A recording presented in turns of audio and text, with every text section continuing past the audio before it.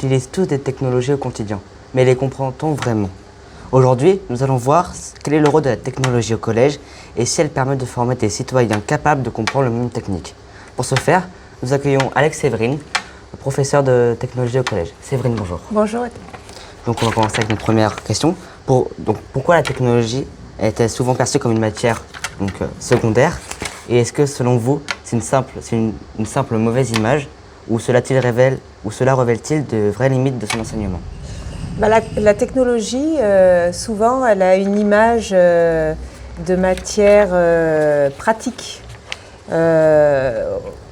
On pense que la technologie, c'est du bricolage ou qu'on utilise uniquement les ordinateurs.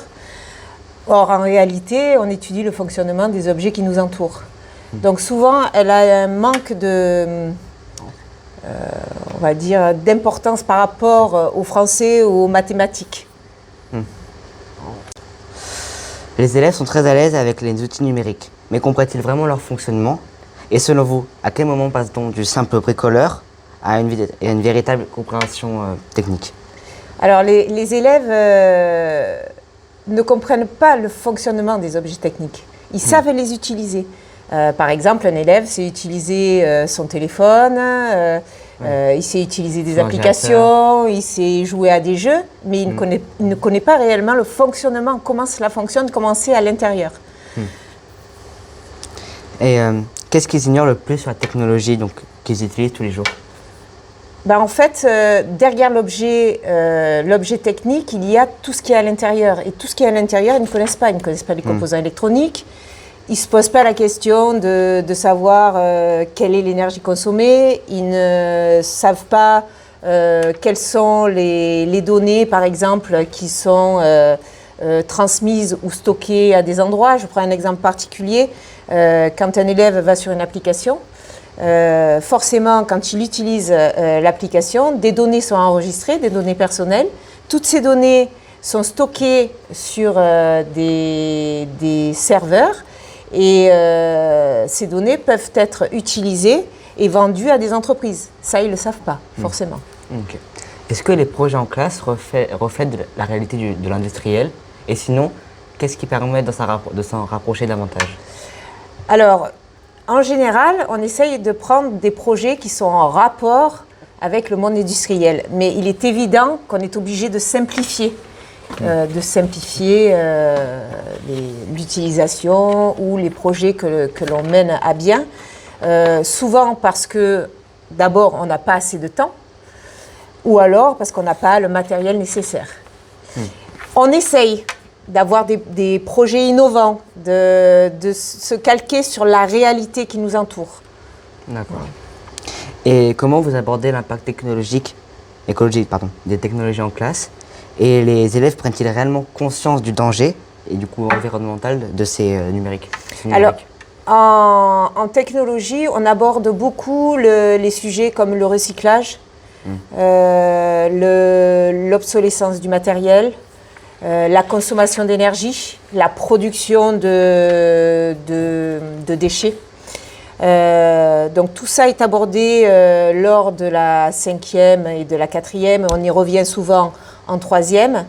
Maintenant, est-ce que les élèves sont conscients de ça? Alors je pense qu'ils en ont conscience, mais qu'ils ne mesurent pas réellement l'enjeu. Par exemple, quand un élève travaille sur un ordinateur ou utilise son téléphone, je reviens aux données. Ces données sont stockées,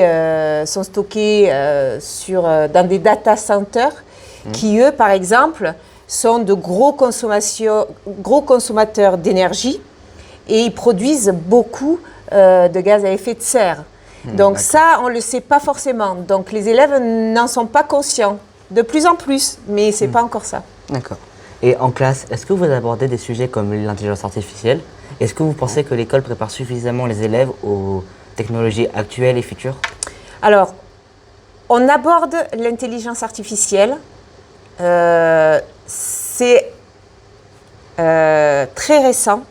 Je pense que ça va aller crescendo, puisque de plus en plus l'intelligence fait partie de notre vie quotidienne. Et je pense qu'il va falloir aussi former les élèves alors, les avantages de l'intelligence artificielle, mais aussi les dangers de l'intelligence artificielle. Et ça évolue tellement vite que je pense que oui, c'est l'avenir quand même de la technologie. Il va falloir en parler beaucoup plus. Plus en cours. Oui. D'accord. Et quelles compétences spécifiques la technologie développe-t-elle et qu'est-ce qui distingue un élève qui bricole d'un élève qui raisonne comme un ingénieur? Alors la technologie, elle permet déjà de réfléchir concrètement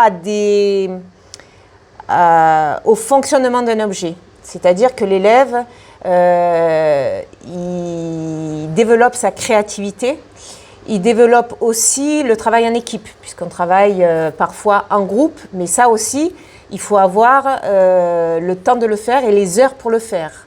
De plus en plus, on nous enlève des heures et donc il est très difficile de faire travailler des élèves en groupe et d'aborder des sujets qui sont intéressants, puisqu'il nous faut du temps. Ensuite, ce qui différencie un élève qui raisonne comme un ingénieur, c'est ça, plutôt que comme un bricoleur. Un élève qui raisonne comme un ingénieur, lui, il va planifier, il va analyser, il va justifier ses choix avant d'agir. Oui. Tandis qu'un bricoleur, lui, il va tester directement et en fait, il va apprendre de ses erreurs. D'accord. Voilà. Ok. Et donc, pour finir, pour vous, qu'est-ce que l'enseignement de la technologie fait mal aujourd'hui? Moi, je pense que à l'heure d'aujourd'hui, le fait déjà de diminuer les heures d'enseignement, depuis 2 ans, là, nous n'enseignons plus la technologie au 6e, donc au détriment du français et des mathématiques. Donc déjà, on perd des heures, on n'a pas assez de temps. Alors on nous demande d'intéresser les élèves avec des projets innovants, en rapport plus avec l'intelligence artificielle, en rapport avec ce qui nous entoure. Mais d'un autre côté, on nous enlève des moyens. Donc ça, c'est difficile. Je pense que la technologie, l'avenir, ça sera de s'orienter plus vers des domaines innovants comme l'IA, qui se développe énormément. Mais aussi sur tous les métiers qui sont encore peu connus et qui prennent de plus en plus d'importance à l'heure actuelle, comme la cybersécurité ou encore toutes les formations qui touchent au numérique. D'accord. Écoutez, madame, merci infiniment pour votre intervention. J'espère que ça vous aura plu et à bientôt. Merci. Au revoir.